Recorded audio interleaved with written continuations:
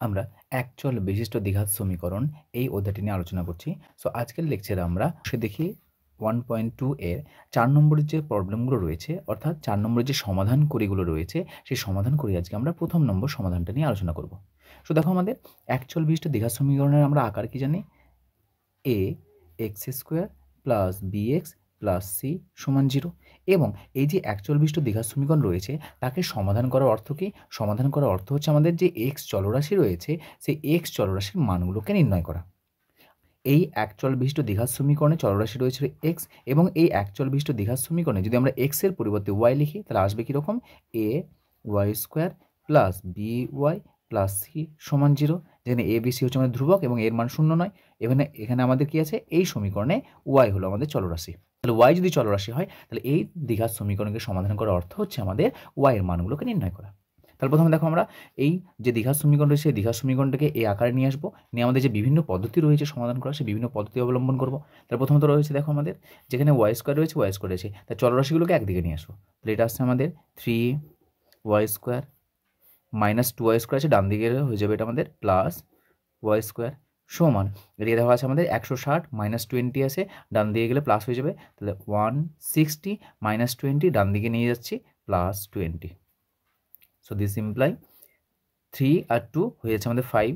So 5y square is equals to 160 plus 20, এটা হচ্ছে আমাদের 180, 180 আসছে। So this imply y square is equals to 180 divided by 5।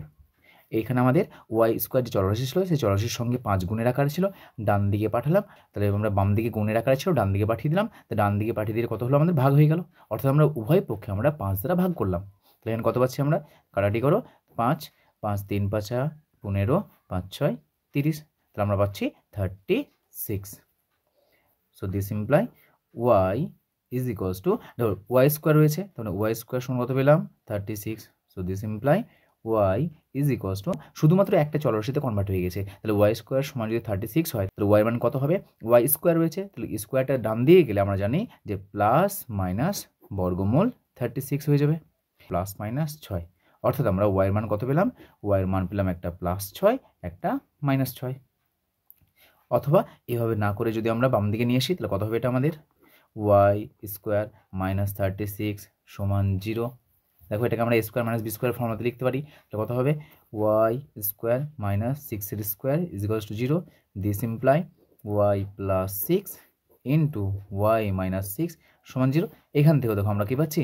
যেহেতু এক বা একাধিক পদের গুণফল যদি শূন্য হয় তাহলে প্রত্যেকটা পদ আলাদাভাবে শূন্য হবে। তাহলে এখানে পাচ্ছি আমরা ওয়াই প্লাস 6 সমান 0, অথবা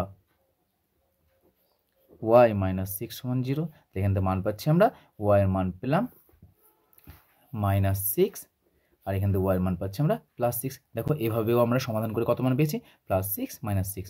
তাহলে অবশ্যই আমরা যে চলরাশি থাকবে বা যে দ্বিঘাত সমীকরণ থাকবে সেই দ্বিঘাত সমীকরণ সমাধান করলে ওয়াইয়ের কতগুলো মান পাওয়া যাবে? সর্বোচ্চ 2খানা মান পাওয়া যাবে। তাহলে অত লিখে নাও, অতএব নির্ণেয় সমাধান